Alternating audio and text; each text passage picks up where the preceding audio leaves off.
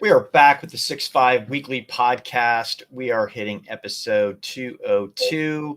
We're back in Austin, traveling a bit, got back, was in Seattle for the week. My favorite day, favorite episode, favorite hour of the week. Is that possible, Dan? It is. It is. The time we spend together should be cherished. Although Wednesday we went to dinner and celebrated together. Did you see that? I I hope did. everyone else out there saw it. Yeah, I mean, it kind of shed a tear, and I know everybody wondered why we were embracing and had a candle in front of us with a big, huge cannoli. It was a But romantic moment. it really was. It was great to see Dan O'Brien from IBM. Boy, that guy's guy's career is on a rocket ship there. Absolutely, what a star! And I love it. Good company though, like sometimes it's just good to hang out with good people. And by the way, great dinner. Gina's downtown Austin. Anybody checking that out? It was French. Yeah. Food? Yeah, a lot of French, a little bit of Italian sprinkled in there, and I got to admit, it being a block from my house is pretty nice. So hey, when you got besties though, like a real bestie, and you're coming in from a long trip, right? Oh, I know that 15-minute journey. I mean, yeah, your house is like, isn't your house like closer to Oklahoma than it is to Austin? I think it's Lubbock. Yeah, I think it's on the way to Lubbock, Pat. So I love that. Hey, we got a great show for you, but I want to hit a disclaimer. Don't take anything we say for investment advice. We're going to talk a lot of earnings today. We're going to be talking Microsoft, Google, AMD, Qualcomm, Apple, and Amazon earnings, and a little special segment about Apple Qualcomm licensing. Let's dive in. Boy, Microsoft, what did they do and why does it matter? Why does it matter? I don't know. It was the Tavis moment of earnings. The Tavis, everybody knows, Travis Kelce, Taylor Swift. In case you didn't pay attention, it seems. By the way, I didn't notice it I didn't get it the first time, buddy. So the Tavis moment of technology. It was the biggest quarterly result. Everybody's eyes were on it, and this was a mega week. It was a mega week. We saw Meta crush it. By the way, Meta crushed it because they fired a lot of people. I'm just being honest. I mean, and by the way, layoffs are abundant right now. So don't be surprised when any company is doing that. There's a lot going on. Anyways, but look, Microsoft is a combination. It's a juggernaut of all things. It's consumer. It's prosumer. It's enterprise. It's cloud. It's AI. It's PCs. It's software. It's applications. And so when you kind of want to get like a rounded out look at the market and its potential, there might not be a company that has a more holistic look, especially as it points to technology, than Microsoft. So everyone's eyes were on Microsoft. And of course, Google went the same day. We'll talk about them in a little bit. But the first and foremost to set the tone of whether or not things are looking bright, the economy's looking good. We had a Fed week. Were they going to cut rates? They didn't. Came down to what did Microsoft do? And Microsoft did fantastic. Now, again, beat, but a in-range guidance. And for whatever reason nowadays, apparently being in the range of what everybody expects isn't good enough. So after beating on the bottom and beating on the top, showing really, really good results, talking about 53,000 Azure customers, 30% growth of Azure, which again, we're going to talk all the different clouds today. The comparisons are becoming more and more difficult because of how the companies book cloud revenue. But 17.6% year-on-year growth, a $2.93 per share income, but yet people weren't happy. They still sold the stock. Why is that? Frankly, it's because one, there was a melt up. As we headed into the earnings right now, all the technology names were up bigly. Bigly is a word, by the way. I've heard it a few times. It was up bigly. I mean, and we'll talk about AMD. They were up like 20% in a month. Microsoft had reached all-time highs, $3 trillion market cap. So sometimes you're like, why did everyone sell? Well, it's because everybody bought into the earnings. I mean, over the last few quarters, if you haven't noticed a trend, it was kind of, it was sell the news. It was buy the rumor, sell the news. So everybody knew that they were going to do well. But unless you do a beat and some sort of mega raise, and you'll see that when you look at like Meta and Amazon, who surprised a little bit, everything's kind of a beat and guide, and then people sell, taking some profits off the table. But let's talk a little bit more about the business. I mean, look, one of the numbers that I was most excited about last quarter was when Amy Hood talked about the 2% of Azure revenue being impacted by the company's generative AI technology and solutions. This quarter, I think they indicated something like 6%. So what we're seeing is in a very short order of time, the amount that AI is impacting cloud growth is going up in orders of magnitude. You're talking about 3 times order of magnitude quarter over quarter. When I joined CNBC and talked about it earlier this week, I was kind of previewing on this news that IBM came out with a similar number that they doubled their generative AI and 5x their proof of concepts. So you see there was a lot of strength right now in AI across the portfolio. You also saw some strength in their PC business, Pat. You saw strength in their business apps. You know, when I say strength, I'm talking double-digit growth in these different categories. And another thing which, Pat, was kind of interesting, he didn't give a number, but I like this one from Satya. He talked about they saw an increase in billion-dollar Azure commitments. I mean, think about that. Individual customers making billion-dollar commitments to spend with Azure. So overall, really, really strong quarter from Microsoft, Pat. It's the bellwether of tech right now. They are the $3 trillion plus juggernaut of the industry. And it seems that they're on a just absolute tear. And Satya's leadership has been really, really strong. But it seems that they're just so well positioned, so well diversified. The AI PC movement sits with them. OpenAI, that initial, they're getting it right. They're getting it early. Others are catching up. But then every time others catch up, Microsoft seems to have another turbo boost of acceleration in what it's doing. And it was indicated in this quarter's results. Yeah, really good overview. I mean, it's funny you can beat on EPS by almost 6% and it becomes a yawner. And yeah, I'm not confused. I know it's about the guide and everything, but I want to pull out some nuggets I thought were important. And you know, it's interesting, Dan. You know, we talked about this in our 2023 wrap and our predictions for 2024 that AI was going from kind of this NVIDIA, building stuff to actually enterprises using it. And the way that Satya talked about it was moving from talking about AI to applying AI. So I feel very much in alignment there. Some things that stood out for me, a third of the 53,000 Azure AI customers were brand new. And I think that was for the half of Fortune 500 users are using Azure AI. They did come right out and say that they believe they gained market share, and who they gained that on, we will see. We're not the bean counters. I don't know if it's on AWS or Google, but it could be the smaller folks. A couple discussions that went on. You know, you look at the questions that came up. It was on two things. The 6% AI lift for Azure, right?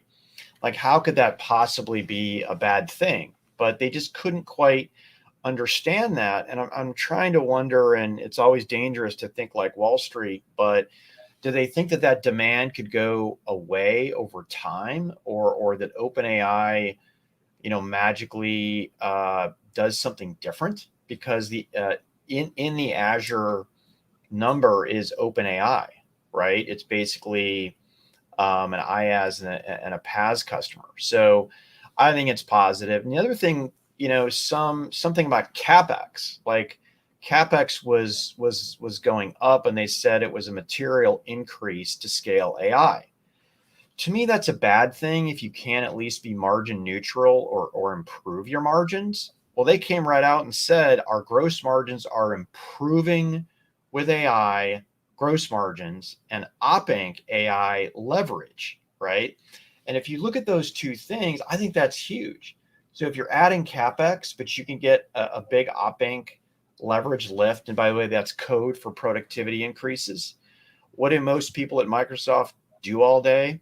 Well, the engineers code, and we've seen what you can do with GitHub Copilot. In fact, GitHub Copilot, they have 1.3 million paid subscribers. That just blows me away. And, you initially do a side eye on it because it's so big, But my son at college, and he's a data science major, and he uses, and everybody uses GitHub Copilot to help with coding.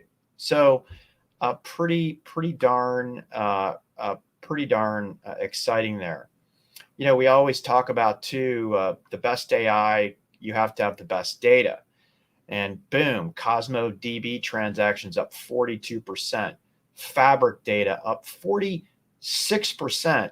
That is just amazing, right? So yeah, things are coming in line. I'm gonna end on PC and Windows. Satya came out and said in 2024, AI would become a first-class part of every PC. And I think we're going to see some serious action hitting in the middle. I did a panel at CES with Intel, and Pavan, who runs engineering across Surface and Windows, basically said, we are re-architecting the operating system, and I'm paraphrasing him, to deliver AI capabilities. I think it's going to be exciting, and I'm really glad that Microsoft brought it up. So, hey, let's move to our next topic, and that is Google Cloud Q4 earnings. I'm gonna focus in on Google. If you want to hit the advertising and stuff like that, Dan. I don't want to, but I'll let you have the good stuff, and I'll take the rest. No, I appreciate that. So, first off, $9 billion in revenue. I think that I can safely say that would mean a $40 billion trajectory for revenue, up 26%. Quite frankly, at the end of the year, they could be bigger than SAP and Salesforce as a company. And that is amazing, right? They don't sell hardware, right? It's all services, which I think is just amazing. They made almost $1 billion in OpInc. Do you remember when, part of the conversation on all of our podcasts was, are they going to ever make money? Right. But 864 million in OpInc. That's not in net income, but you can very much compare that with the AWS line that's Intel that's in there. So Vertex 6x API request, which is big and interesting. Samsung Galaxy S24.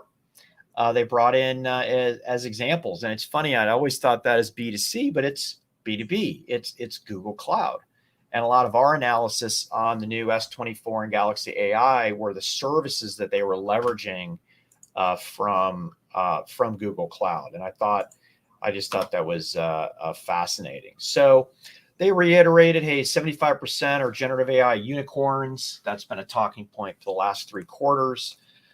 They're sticking to that. I think it's pretty easy to say they're getting some lift from generative AI. I wish they would put $1 or % lift from generative AI, like we're seeing from companies, but maybe we're going to have to wait till the next quarter.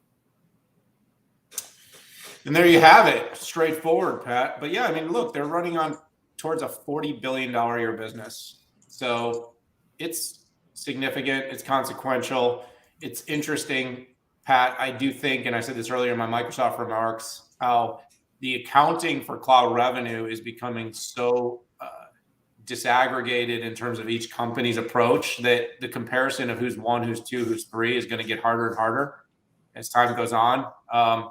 Because it's just what's being baked in as cloud is not going to be the same. Having said that, Google's growing a very significant business. It'll be interesting to see what Oracle comes out with, by the way, in the next quarter as well. But the rest of Google did well. I mean, look, and when I say do well, I mean, it beat. Having said that, it didn't do it in the right areas. People wanted more out of YouTube. They wanted more out of overall advertising. Those numbers looked a little soft. And when you saw Meta's numbers come in and how well Meta did, it definitely put some additional pressure on Google because, it kind of kicks around. I've said for a long time, Google's above the fold, Google Ads, but Meta, for whatever reason, it's like they found another gear. They took when they finally turned off the I'm nuts for metaverse and got focused back on their core business, they tend to be really good at that. Now, again, not trying to distract from the Google conversation. I'm just saying, Google's got a strong rise. Their business is mature. The growth rates have become mature. They're not as exciting anymore. Cloud's one of their biggest growth areas. It will be interesting, Pat, to actually hear what you said, because we need to hear what you said, is how much is AI? We always said Google Cloud is kind of the cool AI cloud. It was the one that originally we thought was more data-centric, AI-centric, and that was a differentiator. I would love to hear them talk about how that's impacting the business. That's something that I'm waiting for. But having said that, I mean, what a really great growth trajectory and run. And also an operating income, Pat, almost $1 billion of OPIC coming out of that business. Now, I haven't gotten underneath it to see if there was any accounting done. I know the first time they made a profit, there was a lot of scrutiny as to how that was done, with depreciation and some different things. But you know what? Like I said, nobody scrutinizes non-GAAP earnings anymore. That's just what we've all become accustomed to. So having said that, overall, advertising, I think, remains strong. Google is core. I'm also interested in kind of the Gemini move, how that's maturing, how that's being adopted. It was a very exciting launch, also had a little controversy around it, but largely was positive. But again, how is that being adopted? How is that being used? How is that driving revenue? I mean, look, what has made Microsoft so successful, in my opinion, over the last 4 to 6 quarters has been a willingness to disclose the impact that AI is having on its business. And other than NVIDIA, very few are doing that. And so people want that. When you're not giving that, knowing how good it's been for the market, you kind of worry that there's a reason. But having said that, maybe it's also a coming out moment. We heard Tim Cook this week say he's going to talk about generative AI sometime later this year. Pat, that's 2 years after the kind of chat. He's 2 years late. And you know what? He's chilling. Tim Cook's chilling. He's like, we're fine. Apple doesn't need to be early. Haven't been early in a long time. So, and it works because, someone said to me, if 10 million, what was it, that Apple could come out with a new product, which is basically they could, take a dump in a box and there'd be 10 million people willing to buy it. So yeah, I don't know if you put that meme out there, but I saw that too. And I'm reading Steve Jobs' biography, another one, and the classic comment comes up that the best artists steal. That's his line, and well, there we go. Rarely first, but they make an impact when they come out. Yeah, one of my MBA professors, stole a line that was basically that the best marketers copy and steal everything. So he stole a line that ended up talking about stealing. Anyways, that's China's entire business strategy, right? Copy and steal. I mean, that was when it was Taiwan before that, and it was Korea before that, and it was who was it? Yeah. The wheel moves on. So hey, let's Dan. Anything else? Okay, let's AMD, man. So did they beat this? Beat stock goes down. They were on the same path as everyone else. I think they were in line right on earnings per share. But Pat, I mean, that stock was up 20% in a month. It was on a 240% annual growth rate. I mean, they're up. They're up $15 since earnings. Yeah. So the $3.5 billion number, which I think where that comes from, is largely from one really great customer, which we've already talked about today. We don't know that for a fact, by the way. It's just something I believe to be true. But anyways, earnings in line, revenues up. They are the unencumbered number 2 right now for AI data center chips. And I'm working on an interesting bull case thesis for Intel. Op-ed I'm going to publish in Market Watch. Now, again, I always say it's interesting because it would also be very easy to do a bear case for Intel. But having said that, AMD has a very strong bull case right now. They've got bear cases on Intel are boring, man. I think you and I were the only 2 analysts that gave the company even a remote shot, or maybe it was just me. I forget. Yeah. But I'm writing the bull case right now. There's some things I'm actually very positive about. I just think, again, there's kind of the being right and being early, and sometimes you can be wrong because you're early, and eventually you become right. And then you and I just have to wait to become right because we were too early when we were right. I think that there's going to be competition. Pat, I saw a very interesting chart that went around this week, and this is relevant to AMD. It was showing GPU market, and I think 98% of revenue right now is going to NVIDIA. 98%. It's a little over, actually. And then, by the way, I don't think that's global, but it's definitely the West. Yeah. Well, I think to your point, there's Huawei's and others that have lower end. I can't chips, wait for Futurum Intelligence to start cranking out this stuff. Yeah, we got a chipset data that's coming sometime later in the first half of the year. Can't wait, man. It's going to be a first pass, and it's going to the thing about intelligence is it is as much art as science. It is not a perfect. Any numbers you see, you got to take it with a little bit of a grain of salt. The only numbers you can know to be true is most of what gets filed in these earnings reports tends to be right, but the way they file doesn't always give you exact parts, pieces, and volume. So you're still working backwards to try to figure this stuff out. But having said that, the company did really well, Pat. I mean, look, the data center and the MI300 series, I think you saw a forecast in December of about $2 billion of expected. I think we came out at 3.5. She came out at 3.5 in the earnings report. Am I right on that? I'm just trying to remember. And Lisa also was very generous, by the way. Dr. Lisa Su spent an hour with us analysts yesterday, allowing us to basically do rapid fire grill questions. There was at least 3 or 4 good ones in an hour. I know what you mean, man. Some of the questions are so dumb. I just can't even believe it. It's like when you have an analyst that should never be in front of the CEO. It's not, and by the way, that's okay. There's that kind of span, but it's like, I want to ask a question like about a granular subject inside of a granular business unit about a single niche product. When you're with the CEO, ask the CEO questions. It's as simple as that. Well, Lisa is so impressive, though, that there was never one that she didn't actually know. I know. I mean, you wanted to know the bump pitch on a product 3 years ago compared to this one, she'd be like, beep, boop, boop, beep. There it is. Absolute rock star. I'm just saying, figured it out. So, the company's got great partner positioning with its data center chips. I mean, again, publicly, Lisa talked about Microsoft, Oracle, Meta.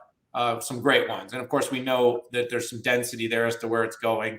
Outside of that business, look, some of the embedded stuff, was a little bit soft. PCs are on the rise, and we're seeing that consistently from all the chip makers now. TSMC's numbers on devices, we saw it in Intel's numbers, we're seeing it in AMD's numbers. By the way, this is going to accelerate. The AI PC trend line is going to be really good for AMD. So that looks very, very good. But I just want to be straightforward, Pat. Talking about anything else but data center right now just doesn't interest anyone. Actually, as I was kind of reviewing the Intel one, they could have beaten in every category by 90%, but that data center number just absolutely ruined it for them. And so right now, the reason AMD is getting that really good bump post after the kind of initial selling was they almost doubled their forecast in a month. I mean, their GPU forecast went from 2 to 3.5 billion in a month. As these big customers pick up, I think people are just drawing lines on charts. Charting's all BS anyways, like most. So these spreadsheets and charts, but and here's the other thing is I put this out, Pat, and I publicly said this, and I think you would agree with me. Lisa's conservative. So what I'm saying is if she's saying 3.5, you can be absolutely sure that she knows she's got that in the bag. She is not the kind of person that's going to say 3.5 is stretching. She's very conservative, and I admire that about her. And so and by the way, AMD trades at a ridiculous multiple. It's really. Dan, do you remember what I called prior AMD earnings and what that number would be back in our pod? Floor? Said 5. Okay, but to some extent, you might still believe it's 5. She's saying 3.5. and the question, very public question, I asked her, is it demand or is it CoWoS? Or something, or wafer. It was a good question. And I appreciate that. And she came back very clearly that she needs to see a little bit more before she can make that call. But you heard it here. I said it was going to be 5 prior. It's going to be 5. I'm pretty sure about that. I don't know why. But I do know why. I mean, look at all of the product that NVIDIA is shipping, and look at all the product that NVIDIA can't ship. Okay. There's so much demand out there, and the software ecosystem is in place for CSPs. It just is, right? You go Python, PyTorch, you're in. And to AMD's credit, they put a ton of investment in that, and here we are. Let me do some comparisons too. For your Intel piece. So Intel came in. On data center was up 38%. Intel DCAI was down 10%. So we got a 48% swing there. I know those are just me adding percentages together, but it's remarkable, right? On the PC, AMD was up 62%. Intel was up 33%. So yeah, it's pretty clear that AMD grew share, at least on a revenue basis, in both of those areas. But I think even more important are some things that came up on the call, right? We're very clear. They said we gained share, we gained server share in the data center. Okay. And just because, on a percentage basis, of course, they gain share on accelerators. And a couple other things that came out is that the overall market for CSPs, they did a ton of business in North America, but the market was off in rest of world. I just thought that was interesting. For the first time, AMD talked about EPYC customers doing inferencing on models like Llama 7B, right? That's a 7 billion parameter model they're doing on EPYC. Intel has been talking about this forever. We saw Ampere make a play on this, but is the reality that and nobody likes to talk about it, but I think AMD and Intel need to start measuring the size of this and say, now it's harder because general purpose. Okay, that's why it's harder, because it can do so many different things.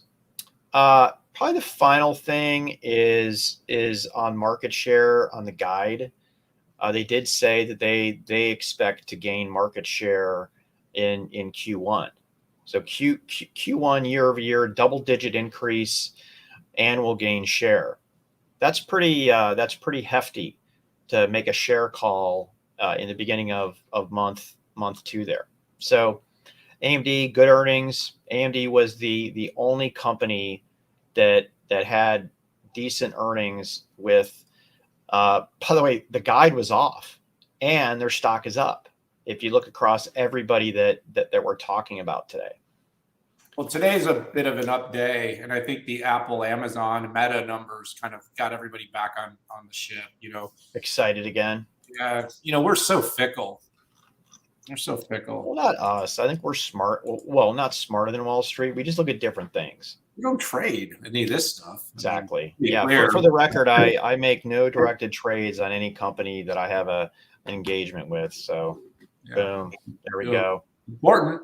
Make that call. Let's go. What do you want to talk about now? We're going to talk about Qualcomm. How Qualcomm do? Basically, they crushed it on EPS, 16%. And revenue beat by 4%. And by the way, this was not a no-brainer. I did some analysis going into my Yahoo Finance gig, and I said, hey, here's some of the stuff that I'm looking at, and then let me compare how I did on that. Right.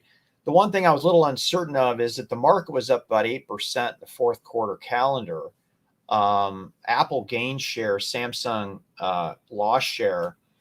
Qualcomm has more profitable content in Samsung than they do Apple. They sell to both of them. So I was unsure how that would work out. What that ended up doing was a 4% revenue boost, which kind of makes sense. They didn't get the full 8% lift, but they got about half of that. One question I had was on Samsung, right? Which is, hey, with this new stuff coming up and Samsung doing a little bit of Exynos here, can they maintain that 92 or 95% market share in premium Android? Boom, Qualcomm comes out and has basically announces that they've extended their agreement with Samsung, which was great for premium smartphones. And if you remember, I wrote a piece around CES around ARM's Blackhawk coming out. It looks like that Samsung will be going with Qualcomm and not Blackhawk. But hey, we'll see. The other question I had was on automotive. It's like, hey, automotive share content gain versus a car slowdown, right? That we're seeing from a couple semiconductors guys going on. I said I expected big Qualcomm growth and 30%. So hit that one. I said that IoT would not be good. It would be terrible because, quite frankly, every other IoT and embedded play that we're seeing is going down. Heck, even Lattice went down after like 19 quarters. Okay. And they are 100% embedded. And yeah, IoT went down substantially. So, hey, is this a little bit of a victory lap on this? Yeah, kind of. Sorry. Wait, Pat Moorhead doing a victory lap. In other news, the sun came up today.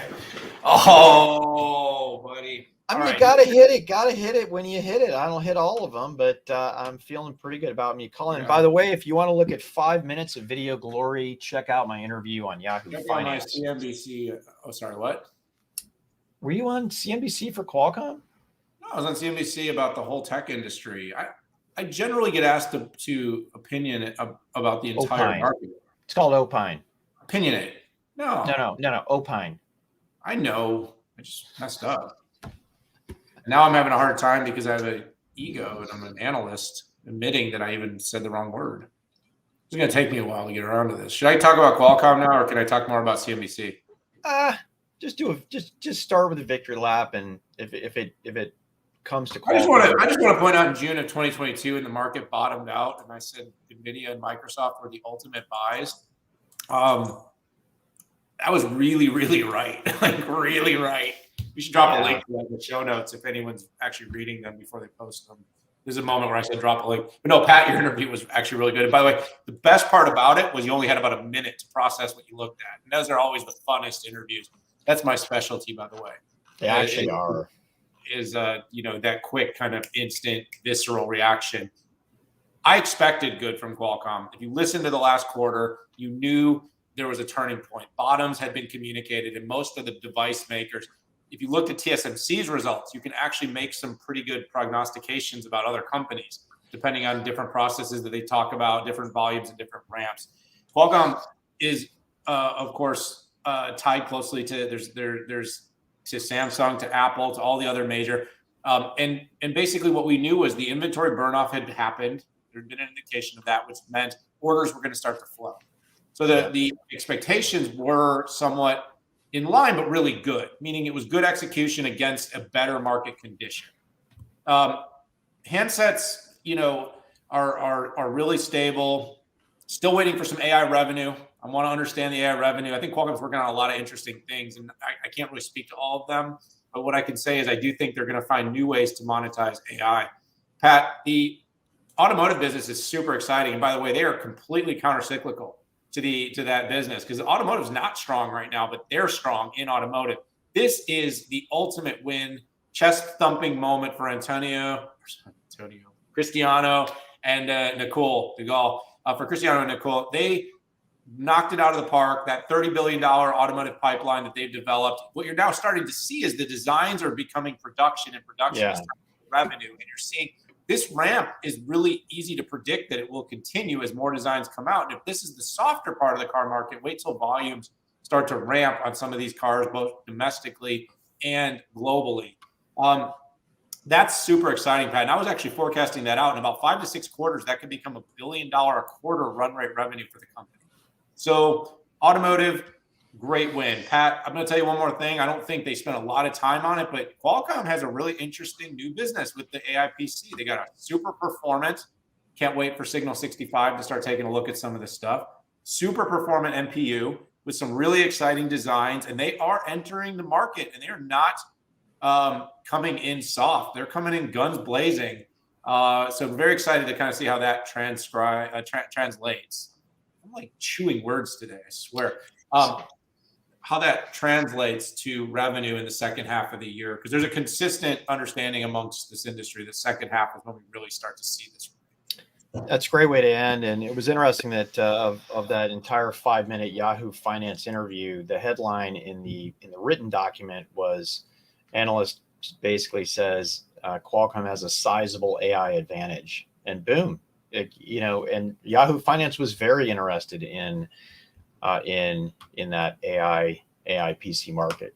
But hey, let's move on. This is kind of an adder. This next topic on the earnings call, it was announced that Apple is going to extend the patent license agreement for an additional 2 years, which I think this is very interesting, and is not just this might be quicker than the earnings discussion, but this is important for a couple of reasons. So a decent amount of the company's profit comes from their licensing business. Now, it becomes a much smaller percentage of that over time. And quite frankly, it used to be 50-50. And if we look at first quarter results, QCT, which are the actual chips, was 8.4 billion and QTL was 1.5.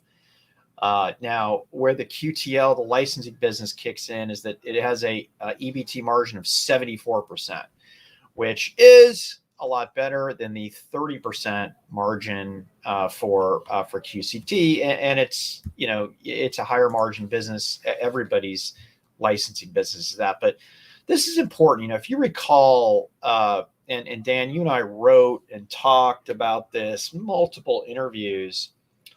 A few years back, Apple decided to stop paying Qualcomm for its IP that went into modems, and also there were UI things that, yes, Qualcomm has UI patents that Apple, quite frankly, was stealing. The stock tanked. A bunch of layoffs, a bunch of restructuring. They actually had to get out of businesses like the server CPU business. And Apple was working with worldwide regulators to get them to sue Qualcomm, right? In the end, right, Qualcomm ended up winning on the Apple front. Everything. And on the regulator front. And Apple had to crawl back to Qualcomm and not only pay for license, but also buy modems. And Qualcomm didn't have to change any licensing structure of their business at all. And Dan, I look back at this and I just think it's such a shame that you can have a company spending hundreds and billions of dollars over multiple decades to create this intellectual property, and then a company decides, we're not going to pay. Right? It's not that, hey, we're going to just reduce the amount and then sue you and then go from there, but cut it all off. Okay. But then again, we've got a very recent case here that Apple lost, which was Massimo, where they stole their IP for Pulse Ox in their Apple watches. And so it looks like, Apple's track record on these is not very good. And I'm just wondering, Dan, does it even matter, right? Do investors, will anybody ever care that Qualcomm basically steals intellectual property and doesn't pay? Apple, you mean? Steals. Apple, I mean, yeah. Yeah, no. Just to be clear, Qualcomm builds the IP. Yeah. So, look, this is a tribute to what did I read? To the badassness of Qualcomm's technology. I mean, we are very bullish, positive on Qualcomm for a good reason. We actually understand the complexity of the technology that they make.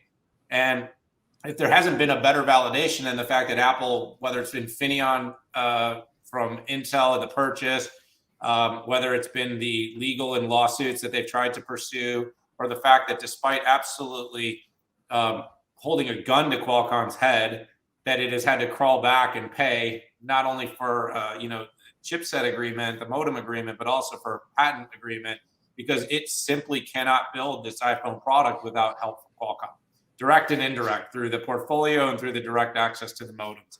If you want to make a call or actually any sort of outward communications from your iPhone, you can be sure that there's some Qualcomm technology enabling that to happen. So it's a really interesting thing, Pat. Does anybody care? I really don't know.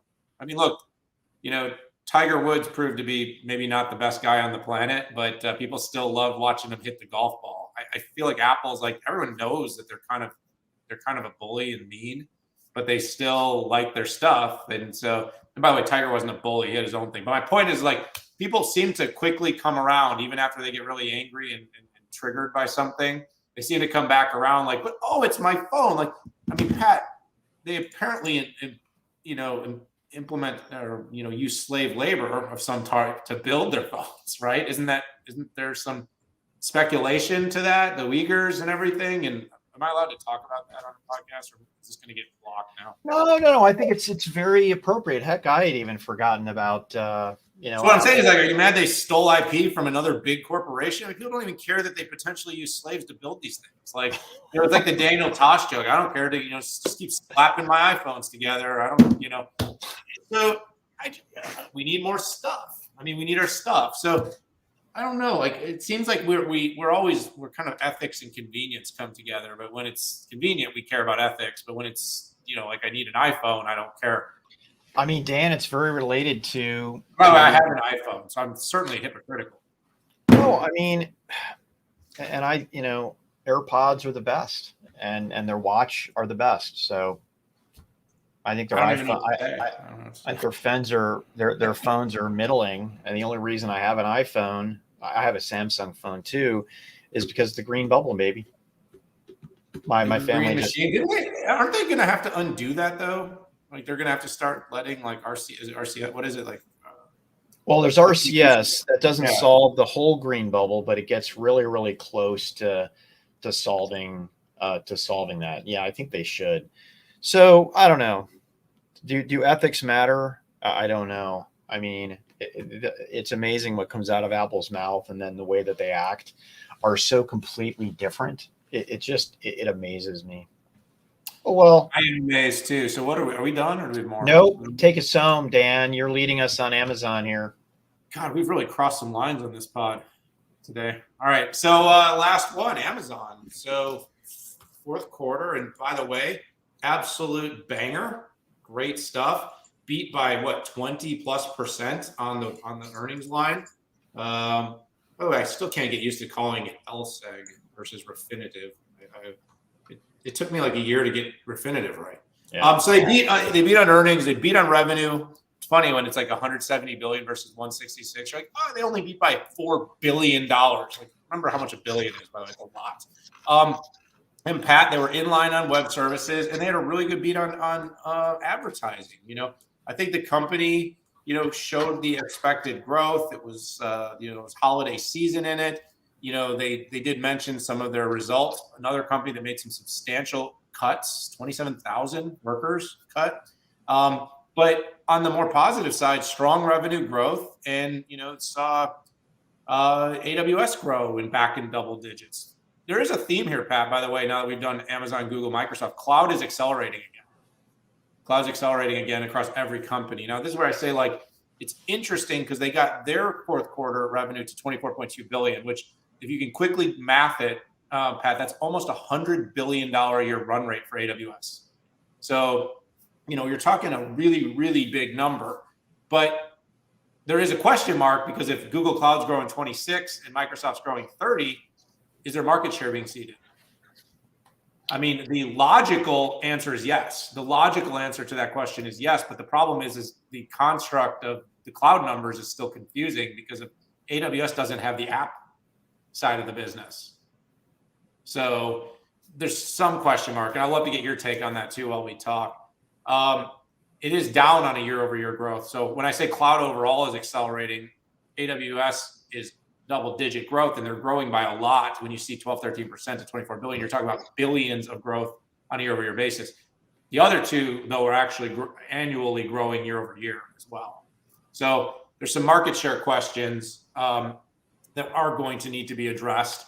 But I do still think it's, by a long shot, on the infrastructure side, AWS is the biggest. Just a side note about Amazon, you and I don't cover the commerce stuff as closely. It is really interesting, Pat, though, that how big the advertising business has gotten. Their ads business now is almost $60 billion a year, 14.7 billion with a mid-20% growth. I mean, if the rates stay this way within like 3 or 4 years, web services and advertising will both be $100 billion businesses, 100 plus. Like, ads will catch up. So really good result. I mean, positive. Street loved it. Absolute banger overall. looking good. Pat, I'll turn it back to you. Yeah, so let me just fill in the cracks here. It was a good job, Dan. So I want to focus on AWS profitability. So if let's start off. Actually, let me dial it back. The biggest turnaround on operating income is literally we saw almost a $6 billion turnaround in North America. And then internationally, we saw about a $1.8 billion turnaround, which was quite remarkable, which helped the bottom line, right? Because the year before they had a net income of 278 million. Oh, they increased that by 10.4 billion to 10.6, right? So pretty remarkable. But let me point out some AWS. AWS may have increased their revenue. I think it was in the teens, but their operating income was up 38%. And that is just remarkable. And I also want to point out that AWS brought in more than half of the company's operating income. So company did 13 billion. They came in with 7. So it is the cash cow. It is feeding everybody. And I'm wondering someday if we'll ever see North America, International, and AWS all making operating income. I now want to swivel to some of the stuff that I thought was interesting that came off the call. If you remember, I think it was about a year ago, right? There was a lot of talk about customers looking to save money, right? Because there was this risk, some demand was down, and companies were looking to do that. So some really good signs. Andy said, hey, our customer pipeline remains strong as existing customers are renewing their larger commitments over longer periods of time and migrations are growing. So I take that as a we are back, baby. Okay. By the way, AI was brought up 40 times on the call, just for those who are counting. And hey, the chip story came out on the call too. And they essentially said Graviton, 40% more price performance than other x86 alternatives. And they talked about Trainium Inferentia. What's interesting is they didn't talk about compared to GPUs, which I don't know if that's just a detente there, but they called it enabling an advantageous price performance versus alternatives. Hey, we can test that at Signal 65. I would love to do some of that. No, totally. Because it's one thing for a company to say it, it's another for a third party to say it. Couple adders here on the security side. Very rarely does AWS talk about gaining share, or even saying superior stuff like that. But they came right out and said AWS's advantaged security capabilities and track record relative to other providers. I thought that was a harpoon that was sent at that again. I want to hear that again. I want to make sure. With AWS's advantaged security capabilities and track record relative to other providers, we see momentum around customers wanting to do their long-term generative AI work with AWS. Scud missile right at Azure. I know. I was trying to hear where that was going, but that wasn't even veiled. Surprised I didn't just say it. No. I know. And the final thing I'm going to say is, I wish AWS would just talk about how much, AI is layering on, improving their business. But they did say ultimately it'll drive tens of billions of dollars for revenue for Amazon over the next several years. Kind of soft, but I don't know if Amazon or AWS needs that. Dan, that is it. Any other ruminations or anything on Amazon? I mean, no, I think, I didn't talk about it. I'll just point out in my online commentary, I did point out that I like the bedrock strategy. I like the open approach, the multi-model. I think Amazon's going to be very much what Amazon's done with silicon is going to be what they do with generative AI. It's going to be merchants. It's going to be use whoever else's model, use ours. Does anybody not have that, Dan? No, I mean, I think we've seen the pivot, but we definitely didn't. Everyone didn't start that way. But I also think there's just like a funnel, Pat. There's the funnel that starts with we have our own, and we are going to proprietarily lead with our stuff. And if you really want to, you can use theirs. They're, I think, the opposite of this. And so what I mean is there's two continuums. No, everyone realized it, Pat, because after the near hostile takeover of OpenAI, I mean, I think the one thing Microsoft realized they had something to button up there. But I think AWS has one inherent advantage, and that is the massive amount of infrastructure deployed around the world and companies that aren't going to move it. Yeah. And so all that data and all that infrastructure, there's going to be AI applications that are going to sit on top of it. It's substantial. The ISVs that sit on top of AWS are substantial, and they're going to be building Gen AI on top. So having said that, no, there aren't, but yes, there are. So I hear a lot of testing opportunities. By the way, some economic validation opportunities too in there. Totally, I don't know on the podcast, but if you're listening to this, like, ring the phone, man. Ring the phone. Let's help you. Yeah, so it's one thing to make a claim about performance benchmarks. I would say that vendors making those claims, there's like a 10-to-1 ratio on believability. Get a third party to do that, like Signal 65.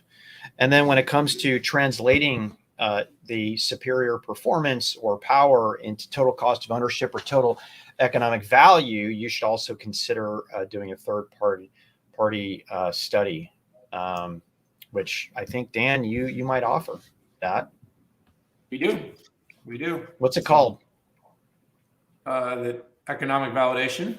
Are you talking about that? Yeah. What's the official name of it? I don't know. I have to ask my team. Okay. That's a really great question. I wish you'd given me a chance to prep for that question. I'm sorry. Yeah, hold on. Let me see if I can. It's being built.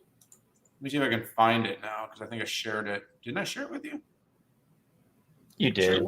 Didn't I? Yeah, I'm getting a little old for this, but I think it's called Futurum Group's Total Economic Value Study. Excellent. So, hey guys, thanks for tuning in here. We talk Microsoft, Google, AMD, Qualcomm, Amazon, and I want to get a shout out. Dan and I will be in Barcelona with the 6.5, in addition to our improved bench of talent, folks like Lisa Martin.